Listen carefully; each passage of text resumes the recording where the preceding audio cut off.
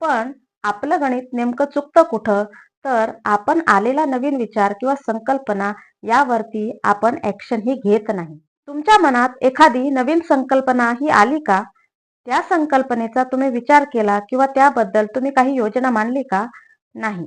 पण समजा तोच विचार किंवा तीच संकल्पना एखाद्या दुसऱ्या व्यक्तीने अनुसरली आणि त्यावरती त्याने योजना तयार करून तो व्यक्ती जर काही इन्कम सोर्स हा कमावू लागला, आपल्यासोबत हे असं होत असतं. त्यावेळेस आपण विचार करतो, की ही संकल्पना अगोदर माझ्या मनात आली होती.